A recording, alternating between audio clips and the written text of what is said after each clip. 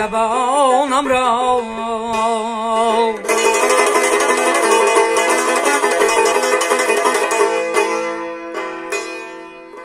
بدی دارد شرف کن چشمی شانم را بدی دارد شرف کن چشمی خون شانم را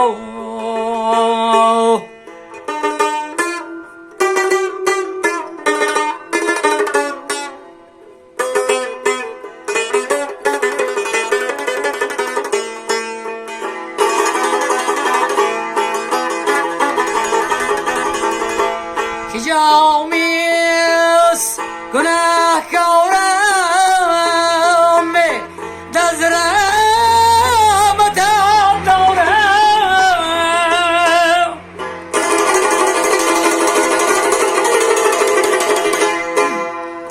درون جنت و ما مغزوز تخانم را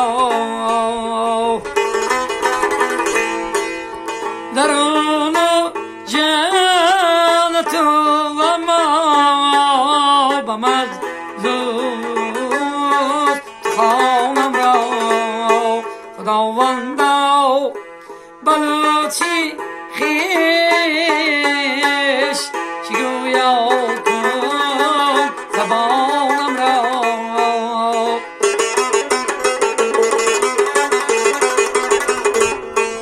بدی دارد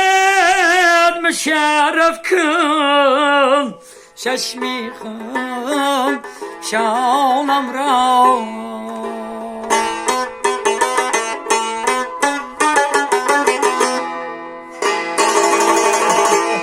زنده باشید آباد باشید این سرود برای اکای امید بود سلام وقتی گاوزه خوش بکره شما کن اتولش ده خیجگان دیگه نخیر نبا بشید دیگه کار رو بشید دیگه شدام میگیره گاوزه نکشون شما یک تو خوش بکره اومدم گفت من بیاک بس باید کارو سم خوش بکره گاوزه نداخی چیگم بو چوا هم گاو دوش باشد گاوزه نه مخلصات اون مخلصش مو گپ من گوش نمیگم چیگو موزیر السلام علیکم مخلصا باور کنید که همین یوتیوب شعرهای منو گوش کرده روز در روز سروده من روز در روز آهنگای من ناب شده است باور کنید که همین اکا امید بسیار خدمت کردین برای کیوان امرشون درست شود باور کنید که بهترین شما راست شگوید من راستش میگم من دروغی بخوش ندارم آنچه ابو خدمت نکردوس نه کردوس خدمت من با نه کم نمو نه با خواهم سه بار خار گرفتید من با خار گرفتید اون دا سرکارشون کارشون مولدی اکوما زنده باشن هم وقت همین یوتیوب کشید فقط عباس باور کنید همین گوش کنید راحت کنید کیف کنید اکو امیدم دای نکنید منم دای نکنید زنده باشید آباد باشید خانه آباد باشید عمرتون دراز شد آمین الله اکبر کابس سلام علیکم آدمو میگن که عباس گاوزدن نه گفتم تست شد یا جمله گام نه یک گفا جواد گرفت جایی دادی اگه دوستان عزیز ما گاز نکو ما راهگذر بودیم راستیگا راهگذر بودیم از نوارگیری می اومدم که اکو عباس در همجا شدین یک صحبت کردیم هر دومون هر دومون صحبت کردیم در پس اکران کمتر شکایت کردن بود در شما کمتر تعریف کردن که خبر گرفته ایستادن گفتم ما کمتر سرکاری کشیده ایستادیم با اکو عباس وقت نشده ایستاده است که نوار کنیم نوار گیریم